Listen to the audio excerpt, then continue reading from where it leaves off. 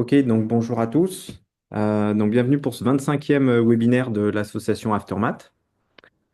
Donc je vous rappelle que tous les webinaires sont enregistrés et disponibles en replay sur la chaîne YouTube de l'association. Donc aujourd'hui, pour ce 25e, on accueille Mathias Dessau qui a soutenu sa thèse au mois de décembre. Et donc du coup, c'est dans le cadre d'une série de webinaires dans lesquels on avait demandé en fait aux doctorants soit de faire une pré-soutenance, soit une post-soutenance pour présenter leurs travaux lorsqu'ils ont fait leur thèse dans le cadre de l'association Aftermath. Et donc Mathias va nous présenter son sujet de thèse qui était thermodynamique haute température et haute pression du système magnésium-fer, acquisition de données et modélisation CalFan. J'en profite aussi pour vous annoncer le prochain webinaire qui aura lieu le 12 mars qui sera donné par Enrica Epifano de Toulouse et qui traitera de modélisation thermodynamique et thermocinétique avec une application aux études d'oxydation haute température. Voilà, donc comme d'habitude, vous pouvez soit poser pendant la présentation, poser vos questions dans le chat, soit de toute façon, on aura un moment de discussion à l'issue de la présentation de Mathias. Voilà, Mathias, la parole est à toi. Merci beaucoup Olivier pour cette présentation. Bonjour à tous. Bon, je vais répéter ce qu'a dit Olivier, mais voilà, bienvenue à ce 25e webinaire de l'Association française de thermodynamique des matériaux. Et comme Olivier l'a dit, du coup, je vais vous présenter une partie de mes travaux de thèse concernant la thermodynamique haute température et haute pression du système magnésium-fer, acquisition de données et modélisation CalFAD. Et donc, pour introduire ces travaux, je vais adopter le prisme de la géologie et plus particulièrement l'étude des intérieurs planétaires. Alors, je pense ne pas dire de bêtises en disant que tout le monde a déjà vu ce type de représentation, ce type de schéma de la structure interne de la Terre. Mais une question légitime qu'on peut se poser, c'est évidemment comment le sait-on que la Terre est structurée de cette façon? Eh bien, on le sait notamment grâce à des mesures sismologiques, donc représentées sur ce graphique ici. On va mesurer la vitesse de propagation des ondes de choc pendant un séisme en fonction de la profondeur. Et ça va notamment nous donner des indications sur des discontinuités qui vont nous indiquer des changements de nature de couche. Comme par exemple ici, le noyau externe, vu les vitesses de propagation, on sait qu'il est liquide. Et aussi, grâce à ces mesures donc de vitesse de propagation, on peut en tirer des données liées à l'évolution de la masse volumique en fonction de la profondeur et donc de la pression. Maintenant, pourquoi est-ce que la Terre est structurée de cette façon? Eh bien, c'est dû au mécanisme de différenciation. Donc, le principe est assez simple. Au départ, on a la Terre qui est très chaude et relativement homogène en composition chimique. Et au fur et à mesure de son refroidissement, on va voir les éléments les plus denses qui vont plonger vers le cœur de la Terre. C'est notamment le cas du fer, et dans ce cas, on parlera d'éléments sidérophiles, tandis que les éléments plus légers vont plutôt rester en surface, et dans ce cas-là, on va plutôt parler d'éléments lithophiles. Et donc, d'après ce mécanisme, en première hypothèse, en première intuition, on se disait à l'époque que le noyau interne était très riche, voire exclusivement composé de fer. Mais depuis plusieurs années, on a des données expérimentales qui viennent contredire cette affirmation, donc notamment des données liées à l'évolution de la masse volumique du fer en fonction de la pression. Et si on regarde spécifiquement ce qui se passe autour du noyau interne, eh bien, on se rend compte qu'il y a un désaccord entre les données. En fait, le fer pur est trop dense pour expliquer la densité mesurée du noyau interne terrestre. Il y a une différence de densité. Et dès lors, il est admis dans la communauté des géologues qu'il existe d'autres éléments plus légers dans la composition du noyau interne pour expliquer cette baisse de densité. Quand on regarde la liste des éléments chimiques les plus présents dans l'univers, on se rend compte qu'il y a plusieurs éléments chimiques qui pourraient expliquer, qui pourraient prétendre à être candidats en tant qu'éléments légers. C'est notamment le cas de l'oxygène, du carbone, du silicium et du soufre. Et c'est vraiment autour de ces quatre éléments que s'articule la majorité de la recherche en géologie. Dans cette liste, il y a un autre élément qui pourrait tout aussi bien prétendre à être un élément léger constitutif du noyau terrestre, et cet élément, c'est le magnésium. Mais quand on jette un rapide coup d'œil dans la littérature, on se rend compte que c'est un élément qui n'est pas tant considéré que ça. Et on peut se demander légitimement pourquoi, vu sa quantité présente sur Terre. Eh bien, une partie de la réponse se trouve dans les propriétés du système binaire fer-magnésium à pression ambiante. Donc, j'ai représenté ici le diagramme de phase magnésium-fer. Les informations principales à retenir, c'est qu'à basse température, à l'état purement solide, on a une immiscibilité quasi totale entre nos deux éléments. Et même au-delà de ça, même à très haute température, on voit apparaître une grande, large lacune de miscibilité à l'état liquide. Et ça, c'est vraiment le signe d'interaction fortement répulsive entre le fer et le magnésium. Et c'est donc ça qui explique partiellement le fait que le magnésium n'ait pas été tant que ça considéré. Du moins jusqu'à ce que Natalia Dubrovskaya ait publié deux articles en 2004 et 2005 reportant une évolution de la solubilité du magnésium dans le fer avec l'augmentation de la pression. Donc ici, à pression ambiante, on est quasiment à 0% atomique de magnésium dans le fer. Et puis plus on va monter en pression en température, plus on va pouvoir augmenter cette solubilité et atteindre la dizaine de pourcents atomiques aux alentours de 125 gigapascales. Mais quand on regarde plus spécifiquement ces articles et notamment les microstructures qui y sont reportées, on se rend compte que ces résultats, ces données de solubilité, sont plus à attribuer à un état 100% liquide de leurs échantillons. Par exemple, ici, on a des grosses dendrites de fer plongées dans une matrice biphasée fer-magnésium. Et ça, c'est vraiment le signe d'une traversée d'un liquidus, par exemple, donc à partir d'un état liquide. Tandis qu'ici, un autre exemple, on a des nodules de magnésium piégés dans une matrice en fer. Et ça aussi, c'est le signe en fait d'une désaturation en magnésium d'un liquide initialement très riche en fer. Et donc, à partir de là, on a identifié un premier objectif qui est de réexplorer expérimentalement le système binaire fer-magnésium en température et en pression. Alors, est-ce qu'il suffit simplement de mélanger du fer et du magnésium, de se mettre aux conditions du noyau terrestre pour voir si ça marche? Eh bien, évidemment, c'est pas aussi simple. On a encore aujourd'hui des limitations en termes de gamme pression-température atteignables expérimentalement, du moins en pression statique. Ici, par exemple, on a la cellule enclume de diamant à chauffage laser, où on peut explorer une large gamme, mais on ne peut pas vraiment atteindre les conditions du noyau terrestre. Une autre façon qui aurait pu nous aider d'aborder ce problème, c'est de passer par le calcul ab initio, comme par exemple la DFT, ce qui peut être effectivement très utile pour obtenir des données impossibles à obtenir expérimentalement. Mais évidemment, l'utilisation de termes d'approximation dans les calculs oblige forcément à certaines incertitudes. C'est aussi des calculs qui sont très ponctuels en termes de conditions thermodynamiques et très coûteux en temps de calcul. Du coup, on a décidé d'adopter une autre approche qui est l'approche de la modélisation thermodynamique afin de pouvoir extrapoler à partir de conditions connues à des conditions inconnues comme le noyau terrestre. Et évidemment, dans notre communauté, le potentiel thermodynamique qu'on va chercher à modéliser, c'est l'enthalpie libre ou l'enthalpie de Gibbs. Donc le principe est assez simple. En fait, pour chaque phase du système considéré, on va décrire l'évolution de l'enthalpie libre en fonction de ces variables naturelles, que sont la pression, la température et la composition. Et le critère principal qui nous intéresse, c'est que à condition fixée, la phase la plus stable sera celle qui présentera l'enthalpie libre la plus faible par rapport à toutes les autres. Pour illustrer cela, j'ai représenté ici l'évolution de l'enthalpie libre des phases du fer pur en fonction uniquement de la température. Et les différentes courbes que vous voyez, en fait, sont tracées avec des polynômes de cette forme-là.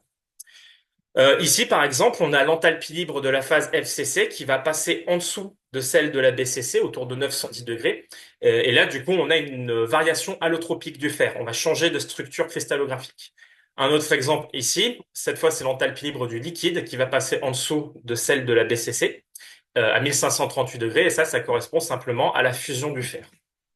Alors évidemment, les termes du polynôme ne sont pas obtenus n'importe comment. On va les déterminer avec la méthode Calfad.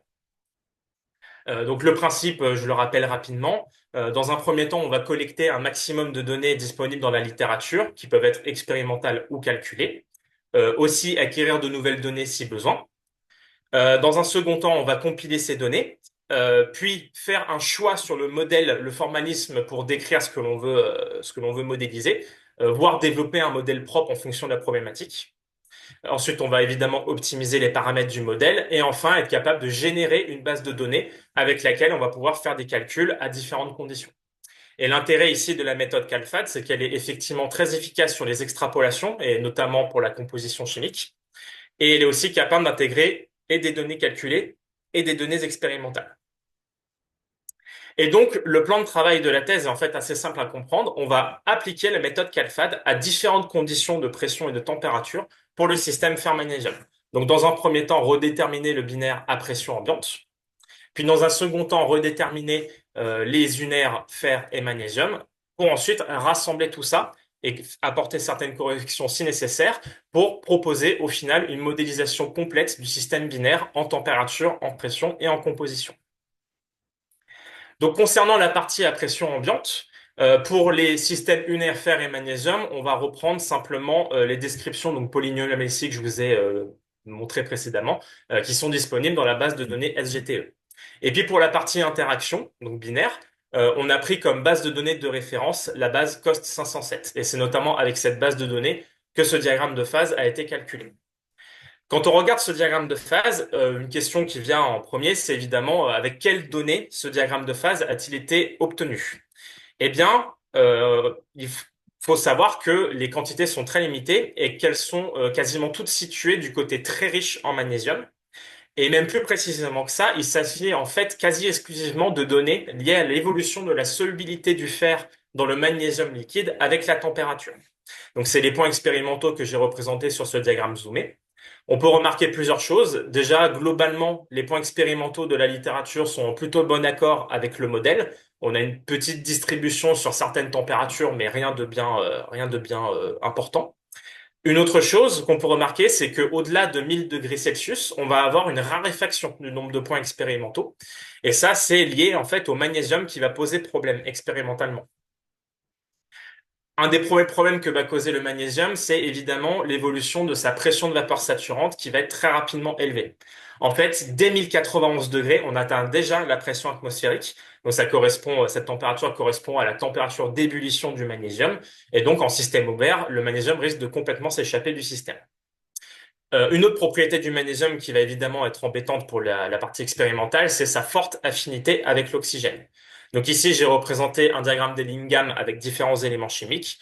Et comme vous le voyez, le magnésium est un élément qui a l'une des enthalpies d'oxydation les plus négatives de tous les éléments chimiques. Donc en fait, il va assez naturellement former de l'oxyde de magnésium. Et donc, pour répondre à ces deux problématiques, on a développé au laboratoire des multimatériaux et interfaces un système de scellement de creusets, principalement pour du tantal, mais j'ai aussi adapté le montage pour sceller des creusets en acier. Le montage est assez simple. On va encapsuler dans un premier temps le magnésium dans un creuset en acier de nuance C35 qui va servir de source de fer pour venir saturer le magnésium en fer. Et dans un deuxième temps, on va recéler ce creuset dans un creuset en tantale. Et là, le tantal va avoir un double rôle. D'une part, de contenir le magnésium en cas de fuite, donc de maintenir la pression de vapeur saturante, et d'autre part, d'éviter tout risque d'oxydation, parce que le traitement thermique se fait sous vide et l'atmosphère à l'intérieur du tantal est contrôlée puisque ça se fait en atmosphère inerte. Dernière chose, la surface du tantal est préparée d'une certaine manière, de sorte à être compatible avec la calibration qu'on a faite pour notre pyromètre et la mesure de température. Cet assemblage de creusets est ensuite placé dans notre four vertical à induction, qui nous permet d'atteindre les plus hautes températures, largement au-delà du millier de degrés.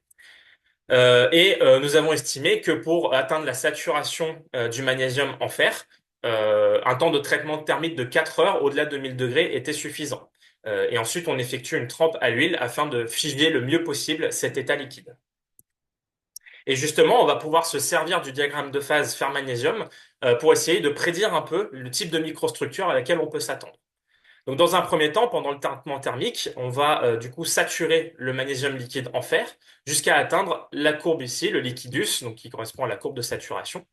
Et au moment de la trempe, du coup, on va passer dans le domaine biphasé et on va avoir le phénomène de nucléation-croissance, enfin la compétition entre le phénomène de nucléation et le phénomène de croissance qui va rentrer en jeu.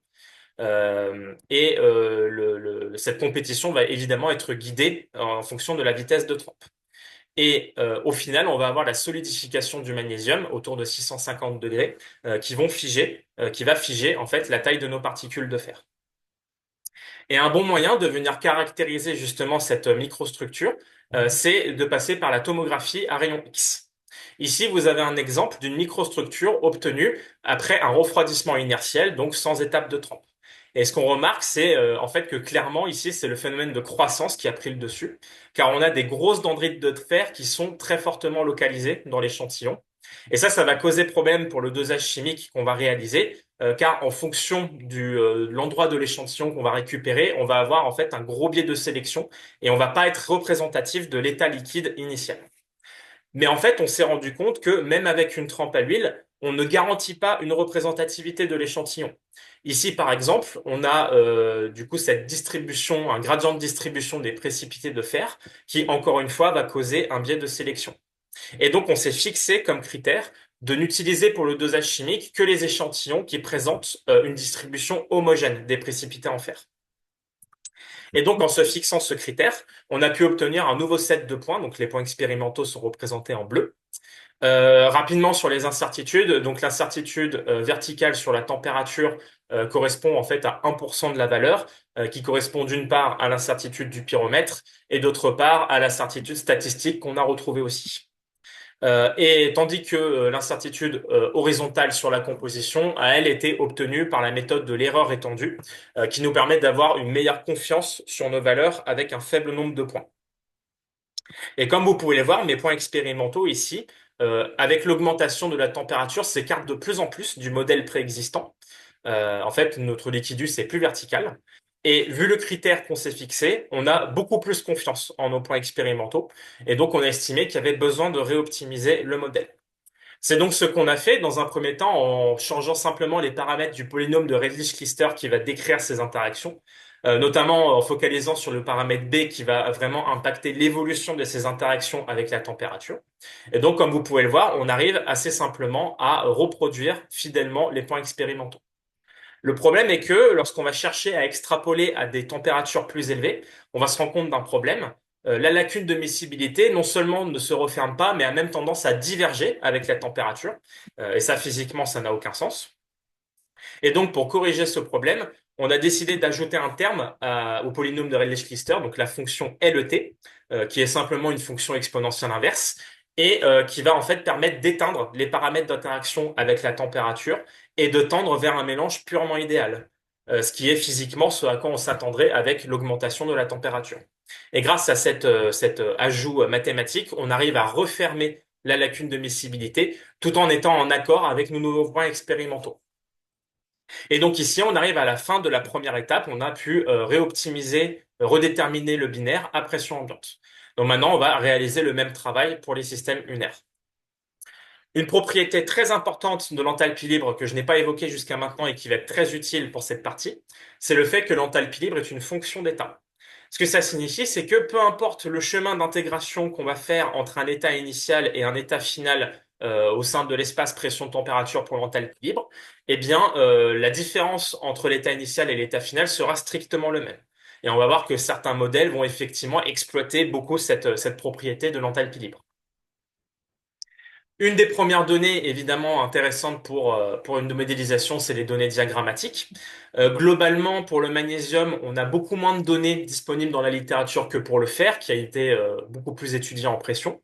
Mais globalement, les transitions de phase et les courbes de fusion sont plutôt bien connues pour nos deux éléments. Donc en termes de données diagrammatiques, en fait, il y a déjà ce qu'il faut. Mais évidemment, construire uniquement un modèle thermodynamique en pression avec des données uniquement diagrammatiques, ça peut être problématique parce que ce sont des données relatives. En fait, pour vraiment comprendre comment doit varier l'enthalpie libre en fonction de la pression, eh bien, il suffit de la dériver en fonction de la pression et de se rendre compte que la variable qui va être très importante à reproduire, c'est le volume molaire en fonction de la température et de la pression. Et une équation qui va relier température, pression et volume, c'est ce qu'on appelle une équation d'état. Avec par exemple la plus connue, l'équation des gaz parfaits, PV égale nRT. Pour les solides, il existe plusieurs équations d'état qui vont notamment décrire la pression en fonction de la température et du volume et qui vont reposer sur des principes physiques plus ou moins compliqués. Mais justement, ça va être un problème car comme je l'ai dit, nous on a besoin d'une expression analytique du volume en fonction de la pression et de la température, ce qui n'est pas le cas de la plupart de ces équations qui sont pas invertibles en fait entre les différentes variables. Et donc, au sein de la communauté CalFAD, on a développé plusieurs équations analytiques du volume en fonction de la température et de la pression. Je ne vais pas refaire tout un historique de ces équations et de ces formalismes. Je vais simplement partir du premier modèle qui a été implémenté dans les logiciels de calcul, donc le modèle de Lou Grover. Ce formalisme se base sur une loi empirique, la loi de Grover, qui nous explique que le logarithme du module de compression est linéairement proportionnel au travers d'un coefficient C à la variation du volume molaire. Donc là, par exemple, ici, pour le magnésium, on a bien cette dépendance linéaire en échelle logarithmique qui est représentée. Et ce qu'il faut savoir, c'est une information que l'auteur donne lui-même dans son article, c'est que cette équation empirique est valide pour la plupart des éléments jusqu'à 40% de variation de volume molaire. Alors, que fait exactement le modèle de Lou Grover? En fait, initialement, à partir d'un volume initial, on va d'abord décrire ce qui se passe lors d'une dilatation isobare. Donc uniquement voir comment le volume, décrire comment le volume évolue avec la température, notamment en ayant une description propre de l'évolution du coefficient d'expansion thermique. Et uniquement dans un second temps, on va appliquer l'équation d'état de Grover, excusez-moi. On retrouve effectivement le coefficient C. On va décrire en fait une compression isotherme jusqu'à notre volume final. Et ensuite, pour obtenir l'évolution de l'enthalpie libre, eh bien, il suffit d'intégrer ces expressions en fonction ici de la pression et ici de la température.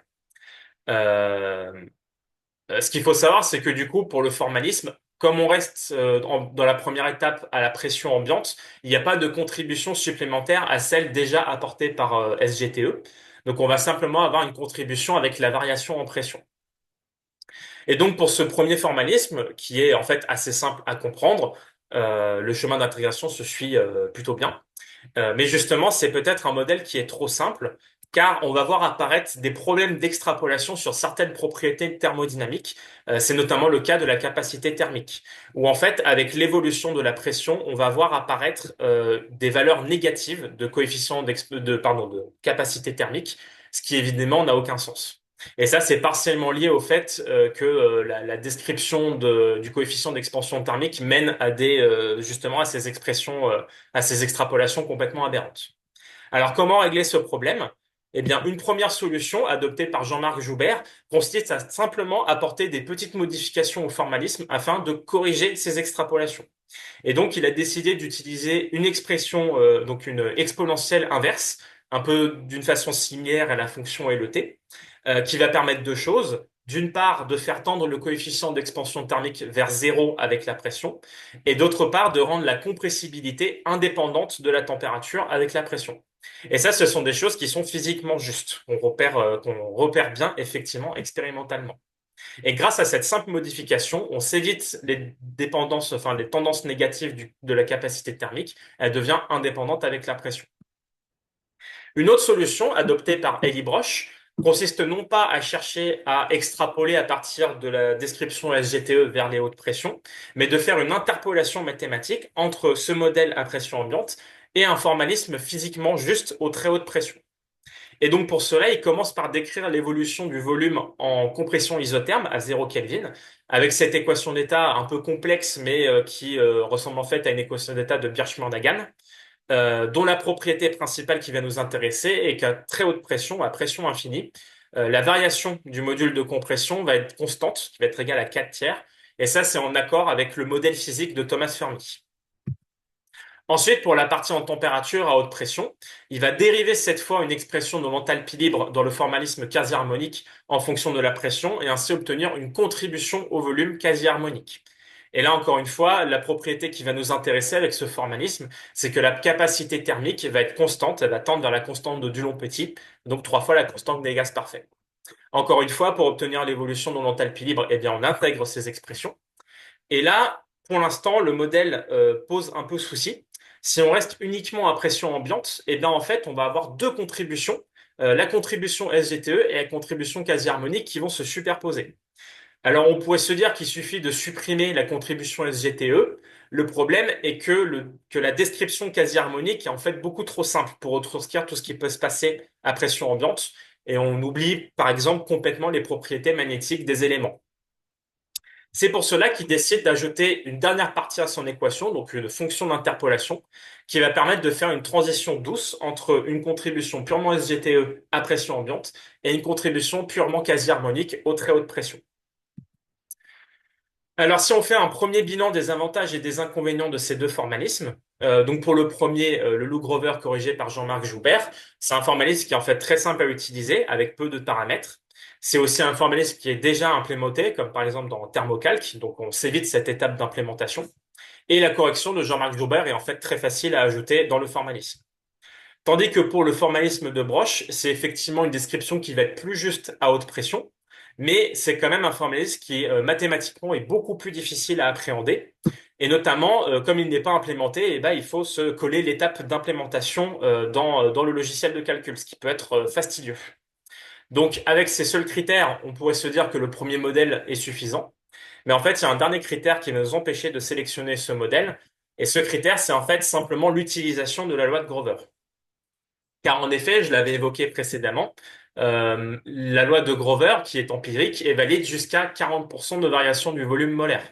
Or, pour le magnésium, cette valeur de 40% est déjà atteinte à 48 gigapascales. Ce qui, évidemment, pour notre volonté de modéliser ce qui se passe au sein du noyau terrestre à 350 gigapascales, ça peut causer souci.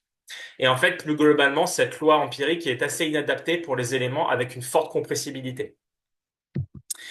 C'est pour cela, du coup, qu'on a décidé de retenir l'équation d'état de Broch et son formalisme qui permet de mieux reproduire le comportement en pression du magnésium, notamment. Une fois qu'on a sélectionné notre formalisme, il faut maintenant procéder à l'optimisation des paramètres avec différentes données, comme ici par exemple une courbe de compression à 300 Kelvin, des données liées à l'expansion thermique, voire le meilleur, c'est les données qui vont un peu lier les deux, donc ici des expansions thermiques à différentes conditions isobars. Et donc, j'ai notamment travaillé sur la remodélisation du système unaire magnésium, qui, dans le formalisme de Broch, ne contenait pas, par exemple, une description de la phase BCC qui se stabilise en pression. Et donc, ça a fait partie de la première étape de modélisation en pression.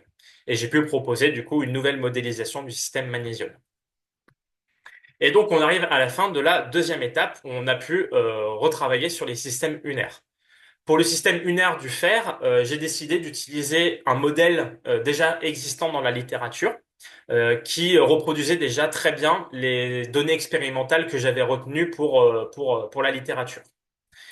Et donc, à cette étape, il est en fait déjà possible de construire un modèle du binaire en pression, température, composition, notamment en ayant comme première hypothèse que les paramètres d'interaction qu'on a déterminés à pression ambiante sont indépendantes de la pression. Et avec cette première hypothèse, on peut déjà calculer des premiers diagrammes de phase en pression. Ce qu'on voit globalement, c'est que on a évidemment les températures de fusion de nos éléments purs qui vont augmenter avec la pression. Et ça va notamment mener à la fermeture de la lacune de miscibilité, ainsi que à l'évolution en température des différentes réactions invariantes dans le système. Et une autre chose qu'on peut commencer à voir apparaître aux très hautes pressions, c'est l'apparition de domaines de solubilité pour les phases solides. Évidemment, il faut se poser la question, est-ce que cette première description est suffisante pour retranscrire ce qui peut se passer en réalité? Eh bien, d'après la littérature, c'est pas aussi simple. On a par exemple des calculs DFT qui nous prédisent la stabilisation de certaines phases intermétalliques dans le système fer-magnésium. Donc, c'est quelque chose qui doit être vérifié expérimentalement. Et d'autre part, effectivement, on a émis des critiques envers les articles de Dubrovinskaya, mais pour autant, ça ne veut pas dire qu'il ne peut pas y avoir effectivement influence de la pression sur les valeurs de solubilité. Et donc, pour répondre à ces questions, on a décidé de réexplorer expérimentalement le système binaire. Et donc ici, vous avez une représentation schématique des différentes conditions qu'on a pu explorer. Donc pour la partie à pression ambiante, ça correspond à la première section que j'ai présentée, donc je ne vais pas y revenir. Ici, on a pu explorer deux points fixes de pression et de température grâce à une expérience en Paris-Édimbourg, en Brest-Paris-Édimbourg et une expérience en multi-enclume. Mais pour cette présentation, je ne vais pas aller beaucoup plus loin. Notamment pour la première expérience, on s'est rendu compte que l'évolution n'était pas significative par rapport à la pression ambiante. Et pour la deuxième expérience, on a eu des problèmes sur la maîtrise de la température. Et donc les résultats obtenus ne sont pas exploitables pour une modélisation thermodynamique. Du coup, je vais principalement me focaliser sur les expériences qu'on a eu la chance de pouvoir réaliser au Synchrontro ESRF à Grenoble. On a pu explorer une large gamme de pressions et de températures avec de la diffraction des rayons X in situ. Et cette diffraction s'est faite dans des cellules à enclume de diamant. Donc le principe est assez simple. On a notre échantillon sous la forme d'un disque d'une épaisseur d'à peu près 10 microns qui va être placé entre deux disques de KCl. Et le KCl ici sert de milieu transmetteur de pression. Cet ensemble est ensuite placé dans un joint en rhénium qui va servir d'inertie mécanique, enfin qui va permettre de maintenir cet assemblage dans la cellule. Et ce joint en rhénium va ensuite être placé entre les deux diamants de la cellule. Et ensuite, la pression va être guidée par une membrane gaz où on va pouvoir augmenter ainsi la pression jusqu'à des valeurs très importantes. Par exemple, ici, 65-100 gigapascales. Et donc, cette cellule est ensuite placée dans le montage expérimental de la ligne ID27 à laquelle on a fait nos expériences, donc qui est une ligne de diffraction des rayons X en configuration dite de Debye-Scherrer. Donc, on a notre faisceau X qui va être focalisé sur l'échantillon grâce à un montage de miroir. Le faisceau X va passer au travers du diamant, du KCl et de l'échantillon. On va avoir le phénomène de diffraction qui vont générer des cônes. Et ces cônes vont ensuite être partiellement collectés par un détecteur photonique situé de l'autre côté de la cellule. Et comme vous pouvez le voir, on focalise le faisceau X sur une toute petite surface, donc à la lignée des 27, 1,5 x 1,5 micromètres carrés. En même temps, on a un système de chauffage laser qui va permettre de monter à des très hautes températures. Et donc, on a deux lasers qui sont localisés de part et d'autre de la cellule et qui vont être focalisés sur le même point, de sorte à être bien homogènes en température des deux côtés de l'échantillon. Et ce spot est évidemment centré sur le faisceau X, de sorte à s'assurer une homogénéité dans la zone qui est sondée. Et de toute façon, la taille du spot est largement supérieure à la taille du faisceau. Donc, on s'assure effectivement cette homogénéité. Et justement, en parlant de taille, quand on regarde ces échelles de dimension, on peut se demander légitimement, vu le caractère fortement répulsif du magnésium et du fer, comment obtenir un mélange homogène à ces échelles. Eh bien, pour cela, on a décidé de passer par le codépôt physique en phase vapeur, donc le codépôt PVD qu'on a pu réaliser grâce à l'Institut FEM2ST que je tiens à remercier. Donc le principe est simple, on va venir simplement déposer nos deux éléments chimiques sur une lame de verre à l'échelle atomique pour le coup. Et l'avantage principal de passer par cette méthode, c'est que on atteint une épaisseur de couche de dépôt qui est directement compatible avec l'expérience en enclume de diamant. Il n'y a plus qu'à faire le découpage du disque, entre guillemets. Et donc ici, vous avez une représentation, enfin pardon, une image MEB de ce mélange amorphe. Et si on vient replacer les échelles que j'ai présentées précédemment, on a bien le faisceau X ici. Et pour s'assurer l'homogénéité chimique, on a fait de la caractérisation UDX, excusez-moi. Et comme vous pouvez le voir, la taille du spot est beaucoup plus petit. Et comme on s'est assuré qu'à cette échelle, les mélanges étaient bien homogènes, eh bien on s'assure qu'à l'échelle du faisceau X, on est aussi homogène en composition chimique. Et grâce à cette méthode, on a pu obtenir deux compositions globales à 68% de magnésium et 48% de magnésium. Avant de vous présenter ces résultats, je vais rapidement parler du traitement des données. Donc ici, vous avez un exemple de cliché de diffraction avec les anneaux de diffraction qu'on obtient justement via la coupure des cônes de diffraction. Et pour obtenir un diffractogramme en une dimension classique, on opère simplement une intégration radiale des anneaux. Ensuite, une fois qu'on a identifié les phases présentes dans la zone sondée, on va pouvoir venir affiner les valeurs de leur volume molaire avec la méthode de Lebesgue. Pour la partie en température, on a une mesure spectrométrique au niveau du spot de chauffe qu'on va venir affiner sur une loi de Planck et ainsi pouvoir recalculer la température de l'échantillon. Et enfin, pour la pression, eh bien, en fait, on va se servir du KCl pour justement recalculer cette pression. En ayant connaissance du volume molaire via la diffraction et de la température via les mesures spectrométriques, eh bien, on va pouvoir recalculer la valeur de la pression à laquelle se trouve le KCl. Alors, il est important de noter que cette méthode de détermination de la pression est en fait approximative. Ça aurait été beaucoup mieux d'avoir un étalon interne pour pouvoir correctement déterminer la pression à laquelle se trouve l'échantillon. Mais vu la méthode de synthèse, ça aurait été trop compliqué, donc on s'est, euh, on a choisi uniquement de passer par le KCl. Donc pour les résultats à 68%, les expériences réalisées sont en fait différentes chauffes à différentes conditions isobares. Donc dans un premier temps, on compresse l'échantillon jusqu'à la pression visée, ici par exemple 50 gigapascales. Et avant d'avoir chauffé, en fait, on se rend compte qu'on ne détecte que les pics de diffraction du KCl. Et ça, c'est normal car, vu la méthode de synthèse, en fait, notre échantillon, il est toujours amorphe à cette étape. Et on a simplement cette bosse ici qui nous renseigne effectivement de la présence de l'échantillon sous le faisceau X. Et dès qu'on va venir commencer le chauffage laser, l'échantillon va immédiatement cristalliser sous deux structures différentes. Une phase BCC sur laquelle je reviendrai un peu plus tard, et une phase avec ce groupe d'espace P4-1-3-2, qui ne correspond à aucune des structures connues pour le fer ou pour le magnésium pur. Et en fait, cette structure correspond simplement à la phase A13. Est-ce que l'apparition de cette phase était aussi inattendue? En fait, pas tant que ça, car elle faisait effectivement partie des structures stables prédites par les calculs DFT dont je vous ai parlé précédemment. Un autre élément qui aurait pu nous donner un indice sur la stabilisation de cette phase, c'est le fait que pour le système magnésium-ruthénium, cette phase A13 est connue pour se former déjà à pression ambiante. Une autre chose par rapport justement au système magnésium-ruthénium, c'est que la phase A13 dans ce système est stoichiométrique, donc avec trois atomes de magnésium et deux atomes de ruthénium. Et donc on pourrait potentiellement statuer la même chose pour le système fer-magnésium, d'avoir une composition uniquement stoichiométrique. Mais en fait, on va avoir nos résultats à 48% qui vont venir contredire cette affirmation. Donc en effet, ici à 48%, on a réalisé cette fois une décompression isotherme. Donc on a diminué la pression à une même température, à 420 Kelvin, 1420 Kelvin, pardon.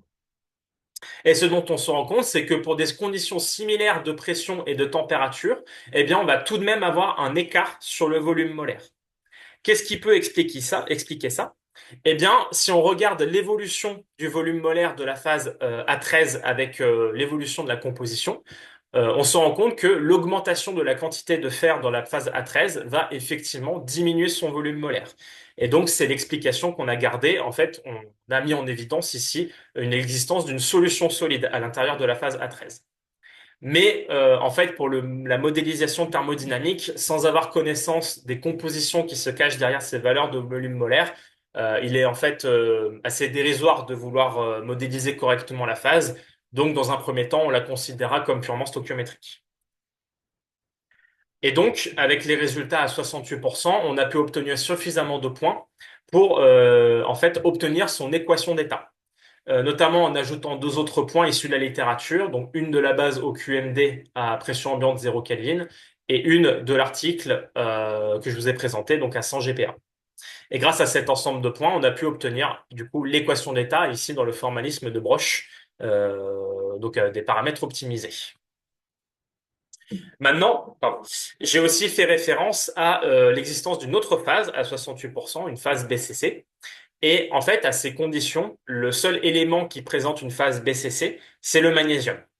Mais encore une fois, on a un souci sur l'accord entre nos données et la littérature. Ici, vous avez du coup les points expérimentaux d'un article sur l'évolution du volume molaire du magnésium pur. Et encore une fois, on se rend compte que pour des mêmes conditions de pression, on a un écart, encore une fois, négatif de nos données expérimentales. Nos données volumiques sont plus faibles. Est-ce qu'il est encore une fois question d'une formation de solutions solides de fer dans le magnésium? Eh bien, non seulement effectivement cette explication, cette hypothèse pourrait expliquer l'évolution des volumes molaires qu'on a obtenus, mais en plus, grâce à des calculs SQS réalisés par Jean-Claude Crivello, on a pu mettre en évidence qu'il existait même un volume d'excès de mélange négatif à prendre en compte. Donc à prendre en compte pour la modélisation. Si on regarde plus précisément encore l'évolution du volume molaire de la phase BCC en fonction de la température, eh bien on se rend compte d'un comportement assez particulier. Dans un premier temps, les pics de diffraction de la phase BCC vont se décaler vers les hauts angles, et donc ça signifie une diminution du volume molaire de la phase BCC, et donc d'après notre hypothèse, une augmentation de la quantité de fer dans la phase BCC. Et à partir du moment où les pics de la phase A13 vont disparaître, cette fois, l'évolution, le sens de l'évolution de la phase BCC va changer de sens. On va cette fois se décaler vers les bas angles. Donc, on va avoir une augmentation du volume molaire et donc, d'après notre hypothèse, une diminution de la quantité de fer à l'intérieur. Et cette observation est cruciale car on peut l'interpréter comme le signe de la présence d'une réaction invariante au moment de la disparition de la phase A13. Justement, faisons à ce stade un premier bilan des résultats et essayons d'y apporter une interprétation diagrammatique. Donc, à 68%, on a mis en évidence que, il existait deux phases. On était dans un domaine biphasé, A13 et BCC. On a aussi mis en évidence que la BCC était plus dense que celle du magnésium pur aux mêmes conditions. On a donc solubilisation du magnésium dans la phase BCC. Et enfin, on a aussi mis en évidence, via le changement d'évolution du sens du volume molaire de la phase BCC, qu'il existe en fait une réaction invariante au niveau de la disparition de la phase A13. Maintenant, avec uniquement des chauffes isobars à 68%, en fait, on peut absolument pas statuer sur quel type de réaction invariante il s'agit. Il peut très bien s'agir d'une réaction péritectique, donc comme je l'ai représenté ici, ou aussi d'une réaction eutectique. La différence entre les deux va en fait être en rapport avec la nature de la fusion de la phase A13, qui dans ce cas est non congruente, pardon, l'inverse, dans ce cas est congruente, c'est une fusion congruente, et ici non congruente. Pour nos résultats à 48%, on a mis en évidence que la phase A13 était plus dense qu'à 68%, elle contenait potentiellement plus de fer, et donc on a mis en évidence qu'il existait probablement une solution solide dans la phase A13 dans le système fer-magnésium. Maintenant, on a aussi détecté uniquement la phase A13 en fait lors de la diffraction à 48%. Et avec uniquement une décompression, en fait, on ne balaye pas en température le diagramme et donc on ne peut pas apporter une confirmation sur dans quel équilibre on se trouve exactement. Donc il peut y avoir plusieurs hypothèses. On peut être soit dans un domaine monophasé, dans ce cas-là, c'est logique de détecter qu'une seule phase. Soit on est en équilibre avec une phase liquide qui n'est pas détectable par diffraction des rayons X. Soit on est en équilibre avec un solide, mais dont la proportion est trop faible pour être détectable par diffraction. Et c'est quand même l'hypothèse qu'on retient le moins, parce que la diffraction en rayons X sous synchrotron, c'est quand même suffisamment sensible pour détecter des faibles proportions de phase. Mais comme je l'ai dit précédemment, du coup, pour la phase A13, pour la modélisation, sans avoir connaissance justement des domaines de composition de manière chimique, on la considère uniquement comme stoichiométrique. Et donc, on a pu mettre en évidence via ces expériences qu'il y a effectivement une dépendance en pression des interactions, notamment pour les phases classiques BCC, FCC et HCP. Et donc, pour prendre en compte cette dépendance, on ajoute un terme au paramètre de Redlich-Christer, donc oméga 0 fois P, donc qui va varier en pression. Et notamment, cette variation en pression va être guidée par l'équation d'état d'une phase qu'on va appeler virtuelle, donc qui va être fixée à une composition 50% magnésium et 50% fer, et qui va avoir sa propre équation d'état. Et pour optimiser les paramètres de cette équation d'état pour cette phase virtuelle, j'ai décidé d'utiliser des données disponibles dans la littérature, donc c'est des données calculées en DFT, qui prennent justement en compte l'évolution en composition. Pour des phases, ça marche très bien. Ici, par exemple, pour la phase HCP, on est en relativement bon accord avec les tendances observées. Mais pour la phase PCC, pour le coup, on a un problème. C'est-à-dire que non seulement avec la composition, ça colle pas, mais même pour le BCC pur du fer, on est en complet désaccord avec les calculs obtenus en DFT. Et ça, c'est principalement dû au fait que la phase BCC disparaît assez rapidement avec la pression. Et donc, extrapoler la modélisation à des pressions beaucoup plus élevées, c'est assez problématique. Donc, il y a un travail de réoptimisation en fait du BCC du fer dans le formalisme de Broch à réaliser ici. Ensuite, concernant la phase A13 en elle-même, on va pouvoir utiliser des données diagrammatiques, c'est-à-dire le moment où la phase A13 disparaît et le moment où la phase BCC disparaît aussi. Et donc, pour prendre en compte ces données et pour les représenter, j'ai tracé ici une section isoplex, donc à composition fixée à 68%, donc qui correspond simplement à un diagramme de phase pression-température, mais à une composition du système fixé. Ce dont on se rend compte à ce stade, donc d'abord je vais présenter l'équation, excusez-moi, j'ai oublié. Donc on a la partie en pression qui est guidée par l'équation d'état de Broch et qui a déjà été optimisée via l'équation d'état que je vous ai présentée, donc on s'en occupe pas. On a ensuite cette pondération des états de référence fer-magnésium qui va en fait nous permettre d'obtenir une approximation satisfaisante, entre guillemets, de la capacité thermique de la phase A13 à pression ambiante. Donc ça correspond à la construction de Neumann-Kopf. Le paramètre A ici, donc le terme enthalpique, a été fixé à une valeur que j'ai récupérée dans la base OQMD, qui correspond à l'enthalpie de formation de la phase dans ce système. Et enfin, notre variable libre, entre guillemets, ça va être le terme anthropique, qui pour l'instant est laissé à zéro. Et en fait, pour l'instant, avec ce terme anthropique à zéro, on a la fusion, la température de fusion, la courbe de fusion de la phase A13, qui est beaucoup trop verticale par rapport à nos données obtenues ici. Et donc, pour déstabiliser la phase A13, j'ai augmenté la valeur du terme entropique avec la température, ce qui permet donc effectivement de réajuster la courbe de fusion avec les points expérimentaux. Et en même temps, j'ai réajusté les paramètres du liquide afin de coïncider au mieux avec les données liées à la disparition de la BCC. Et donc, on estime être 100% liquide. Et donc, grâce à ça, on a un nouveau modèle en pression, température, composition du système fer-magnésium, et donc qui nous permet de calculer de nouveaux diagrammes de phase en pression. Ce qu'on remarque, c'est effectivement une fermeture très rapide de la lacune de miscibilité et qui va laisser place en fait à cette eutectique centrale qui, pour l'instant, cause un peu problème car plus on va augmenter en pression, plus elle va plonger vers des valeurs très basses en température et atteindre même le 0 Kelvin, ce qui en fait n'a aucun sens parce que pour l'instant, nos données sont exclusivement du côté riche en magnésium. Donc il y aura un travail d'exploration expérimentale du côté riche en fer afin de pouvoir réajuster la forme du diagramme de ce côté. Alors maintenant, si on veut répondre aux questions qu'on s'était posées, est-ce qu'il y a effectivement augmentation de la solubilité dans les phases stables du système fer-magnésium? Oui, on l'a mis en évidence, notamment pour la BCC. Est-ce qu'il y a formation de composés intermétalliques? Oui, on a mis en évidence l'existence de la phase A13.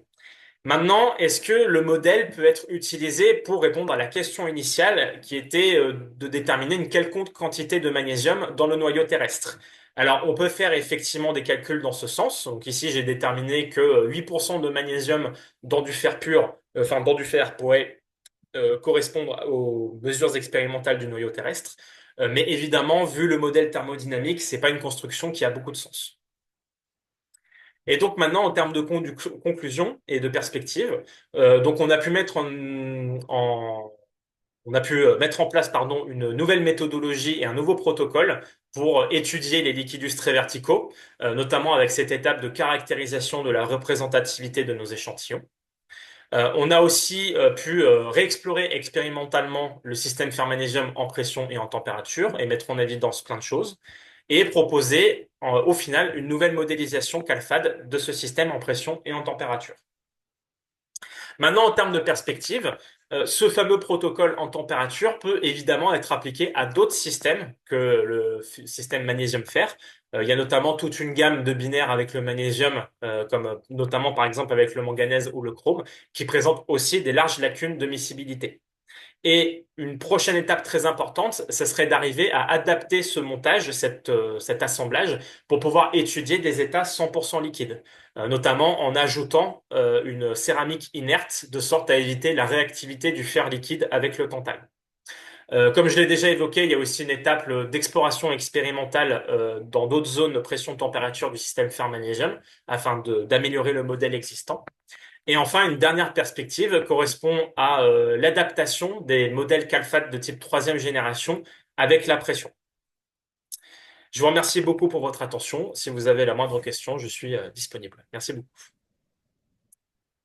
Merci Mathias pour cette présentation.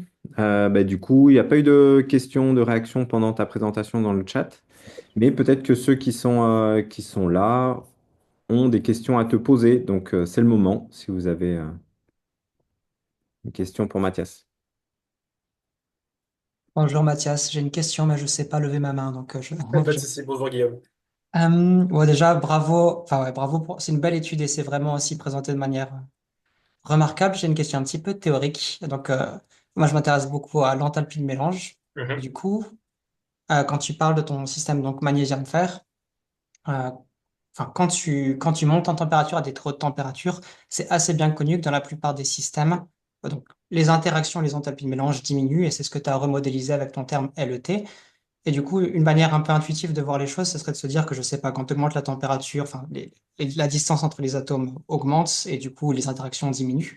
Et on pourrait imaginer l'inverse en pression. Si jamais tu rapproches les atomes en pression, on pourrait imaginer qu'on augmente l'intensité de ces interactions.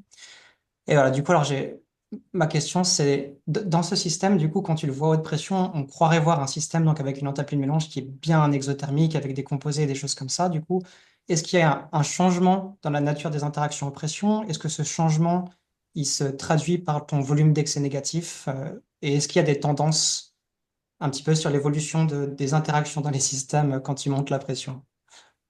Eh bien, Guillaume, je crois qu'il n'y a pas meilleure question parce que c'est effectivement le point sur lequel on souhaite continuer à travailler. C'est justement cette question de l'évolution des paramètres d'excès, d'enthalpie en fonction de la pression. Euh, une première aide qu'on a eue, notamment grâce à Jean-Claude, donc je vais montrer ça. Là, j'ai représenté, par exemple, donc avec justement le formalisme que j'ai montré avec ce paramètre oméga 0, l'intérêt de ce formalisme, donc qui a été proposé par Broch, c'est que tu peux effectivement faire varier le volume d'excès en fonction de la pression. Ce qui, en fonction de ce que tu veux reproduire, peut être plus intéressant que d'avoir un volume d'excès constant avec la pression, par exemple. Et dans le cas du système fer-magnésium, on a effectivement quelque chose d'assez particulier, c'est qu'on a une inversion totale au niveau de la nature enfin, du signe des interactions. On part de quelque chose de fortement répulsif à quelque chose de fortement attractif. C'est quelque chose qu'on retrouve dans le modèle, mais on a été surpris de voir que bah, c'est des calculs qu'on a obtenus assez récemment. Jean-Claude nous a fait d'autres calculs à 150 gigapascal. On retrouve aussi cette inversion de tendance. Qu'est-ce qui explique ça? Pour être honnête, je sais pas. C'est une question très importante à laquelle il faut qu'on s'attarde. Euh, mais en tout cas, voilà, le modèle globalement reproduit un peu cette tendance. Alors, est-ce que c'est un coup de chance ou est-ce qu'effectivement le formalisme adopté est juste, enfin voilà, c'est des questions qu'il faut qu'on creuse, savoir si c'est un coup de chance ou est-ce qu'effectivement on est dans la bonne direction. Maintenant, en termes de tendance générale, c'est pas aussi simple. J'ai notamment trouvé cette étude, enfin, je sais plus, je crois que c'était toi qui me l'avais envoyé, ou je sais plus, c'était une étude en tout cas sur laquelle j'ai été tombé, où du coup c'est des calculs DFT qui essayent justement de tracer un peu des tendances sur la relation entre justement termes d'excès du volume et enthalpie de mélange. Ici, on a un exemple sur le système cobalt-cuivre, où avec l'augmentation de la pression, on va venir augmenter la valeur positive d'enthalpie de mélange, donc on va les rendre de plus en plus répulsifs. Et avec cet exemple, ça semble être corrélé avec une augmentation aussi en valeur positive de volume d'excès de mélange. On va avoir des cas inverses, où ici, par exemple, on a pour le système molybdène-titane, pardon, avec l'augmentation de la pression, une tendance vers un mélange idéal. Oui, c'est ça, on se rapproche d'une enthalpie de mélange nulle, corrélée, elle aussi, avec un changement de volume d'excès qui va, elle aussi, vers l'idéal. Et puis, en fait, quand on regarde cette tendance générale, il me semblait que j'avais un autre exemple. Bon, tant pis. Justement, qui contredisait un peu ces choses-là. Mais voilà, on a ce graphique dans l'article qui tend à dire que un volume d'excès négatif, qui reste négatif en pression, va impacter négativement la variation de l'enthalpie de mélange. Et à l'inverse, si on a un volume d'excès qui reste négatif, on va avoir le changement d'enthalpie qui va être positif. Donc on a ce papier qui nous donne une tendance un peu générale sur pas mal de binaires. Maintenant, comme ils sont pas allés beaucoup plus loin en pression, ils sont allés que jusqu'à 50 gigapascal. Et par exemple, Jean-Claude, avec les résultats du calcul SQS, a mis en évidence carrément une inversion sur la nature des interactions. Donc bon, ça reste une question et qui est effectivement hyper intéressante. Et pour l'instant, on manque d'éléments pour pouvoir affirmer quelque chose. Merci beaucoup. C'est juste un tout petit commentaire. Je me demande si tu n'as pas moyen d'avoir une expression mathématique pour relier l'enthalpie de mélange et le volume d'excès en Mhm. faisant une sorte d'intégrale, mais je n'ai jamais trop regardé. Merci beaucoup pour la réponse. Ah, pas de souci. Et Pierre a trouvé, lui, comment lever la main. Donc, Pierre,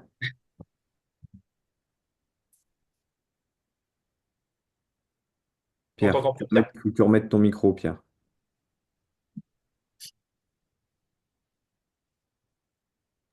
Voilà.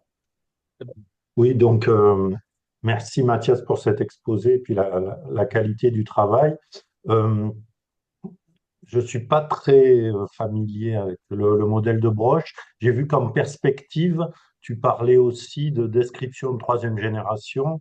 Euh, Dans les descriptions de troisième génération, on voit qu'il y a beaucoup maintenant d'éléments qui sont décrits, mais en fait, très peu de travaux qui inclut la variable pression. Et donc, je me posais la question, qu'est-ce qu'il en est un peu des réflexions, enfin, vers quoi les gens s'acheminent? Il me semble que le modèle de Broch, tu as parlé de formalisme quasi harmonique, c'est-à-dire que Mhm. on ferait dépendre, par exemple, là, les températures d'Einstein du volume. C'est ce genre de choses qui sont Bah, anticipées. Enfin, quelles sont les pistes un peu de modèles qui sont envisagées? alors, je, est-ce qu'il y a des pistes qui sont explorées pour l'instant au sein de la communauté CalFat? J'en ai pas vraiment l'impression.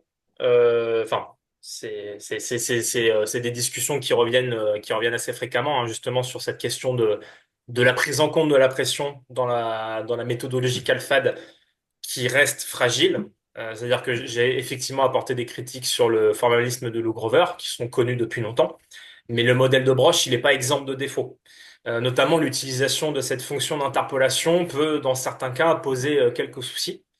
Euh, et donc, il y a en fait un travail surtout sur l'aspect mathématique de comment prendre en compte la pression, de sorte à ce que les différentes dérivées ne vont pas mener justement à ces fameuses extrapolations complètement, enfin physiquement fausses. Euh, Si on regarde le formalisme de troisième génération, effectivement, on retrouve un peu cette histoire de formalisme quasi-harmonique avec la température d'Einstein. Donc, on pourrait se dire qu'il suffit d'adapter le formalisme de Broch à ce formalisme-là, ce qui pourrait être fait. Maintenant, simplement, il y a aussi à prendre en compte du coup les termes anharmoniques. Comment est-ce que ces termes anharmoniques vont varier en pression? Bah, pour l'instant, je n'ai pas beaucoup plus creusé que ça la question. Euh, voilà, c'est. Oui, parce qu'effectivement, je crois que tout le problème est là, que le- dans les modèles qu'alpha de troisième génération, on fait des modèles harmoniques, bon là, avec une température d'Einstein, mais on pourrait mettre un modèle de Debye ou des Mhm. combinaisons linéaires de température d'Einstein. Et ensuite, on met des corrections polynomiales. Et le problème de ces corrections polynomiales, c'est que ça inclut des termes en harmonie, comme tu l'as dit, et aussi les termes, enfin la différence CP-CV, dont Mhm. une partie, enfin, qui peut s'expliquer par un formalisme harmonique. Et donc, une fois qu'on a mis ça dans des termes polynomiaux, ben ensuite, c'est plus trop cohérent. D'ailleurs, je crois qu'il y a des travaux des Canadiens, là, enfin, de l'équipe de Chartrand et tout ça, avec Ayman Gheribi, et puis c'était Harvey, ou je sais, enfin, il y a eu des articles récents qui montraient que euh, ça mettait des incohérences, comme tu le disais, dans les dérivés, si on mettait directement des termes polynomiaux quand on fit le CP, quoi. Ah, Et le euh, polynôme, ça marche bien quand on s'intéresse à une seule variable et dès qu'on veut en faire deux, bah, ça donc voilà, génère justement des problèmes. je pense que c'est un problème intéressant, effectivement, hein, et moi, que je me suis déjà posé pour essayer de voir comment modéliser, enfin, de la manière la plus propre possible, là, sachant que ce sera toujours une simplification, mais ouais. Enfin, en tout cas, bravo pour le travail déjà. Merci beaucoup. Merci. Alors, notre heure est passée, donc sauf s'il y a vraiment une dernière question. Non? Eh ben, ah si, Merci. Léa, elle lève la main au dernier moment. Donc Léa, tu peux remettre ton micro. Vous m'entendez? Oui, très Oui. bien. Oui, c'est bon. Moi, j'ai une question un petit peu naïve. Normalement, la réponse va être rapide. C'est pour savoir si vous avez caractérisé vos échantillons après la manip synchrotron, là, pour savoir si les phases étaient stables à pression ambiante, pardon. Parce que normalement, c'est des phases qui se sont formées à haute pression, savoir si c'était stable à pression ambiante pour éventuellement faire des caractérisations plus poussées. Alors, très bonne question. C'est effectivement ce qu'on a tenté de faire, entre guillemets. Donc, déjà, simplement sur la partie stabilité à pression ambiante des phases, en fait, une fois qu'on a décompressé nos échantillons avant de les récupérer, donc les gens avec qui on travaillait ont fait en fait une acquisition de diffraction et ont montré que la phase A13, par exemple, était toujours stable à pression ambiante. Donc, ça nous donnait espoir, en fait, pour pouvoir l'étudier via d'autres méthodes. Et notamment ici, on a des images MEB qui ont été obtenues après une découpe au FIB, afin justement de venir regarder les zones qu'on a chauffées et caractériser, et essayer de voir si on arrivait à retrouver nos phases. Donc Ici, par exemple, on a cette espèce de dispersion très fine qui, du coup, correspond à une des zones qu'on a pu sonder en diffraction. Ici, on a un autre exemple où la température était un peu moins maîtrisée, du coup, les microstructures sont plus grossières, mais déjà, on a effectivement deux phases, ce qui est en accord avec ce qu'on a observé à 68% avec la phase BCC et la phase A13. Maintenant, pour essayer de caractériser ça, on a fait une tentative, enfin, les gens à l'IPGP ont fait une tentative de découpe de la MET dans ces échantillons. On a eu les résultats mercredi dernier et malheureusement, il y a eu des soucis de contamination de la lame qui a pas très bien. Je sais pas si c'était une histoire de stockage ou d'échantillons qui étaient beaucoup trop compliqués à aborder. En termes de caractérisation, malheureusement, on va pas pouvoir aller beaucoup plus loin. Mais effectivement, ça aurait été bien de pouvoir caractériser chimiquement ces phases de sorte à être sûr que ce que j'ai affirmé est bien le cas. Mais on a d'autres éléments qui nous permettent quand même d'être assez confiants, notamment les calculs DFT qui sont en accord avec nos résultats. Et on a fait quelques cartos qui montrent que quand même globalement, c'est principalement du fer et du magnésium dans ces microstructures. Donc on reste quand même confiant. Ok. Et refaire de la DRX, ce sera envisageable sinon? Là, à l'état où sont les échantillons, c'est pas Non. possible. Ok. Et puis, vu les échelles de taille, essayer de C'est trop retrouver les petit, ouais. spots, voilà, c'est trop petit. Et puis, ils ont été plusieurs fois sortis, observés en loupe binoculaire. Il y a des échantillons qui ont complètement oxydé entre-temps. Donc, ils sont plus du tout exploitables. Ok. Voilà. Merci. De rien. Très bien. Eh ben, merci beaucoup à Mathias pour cette présentation. Merci à tous d'être restés pendant 1 heure là. Et puis vous pouvez vous retrouver du coup les prochains webinaires le 12 mars pour écouter Enrica et Pifano et bien sûr en replay le webinaire de Mathias sur la chaîne YouTube certainement à partir de demain. Bon après-midi à tous. Merci à tous. Bon après-midi.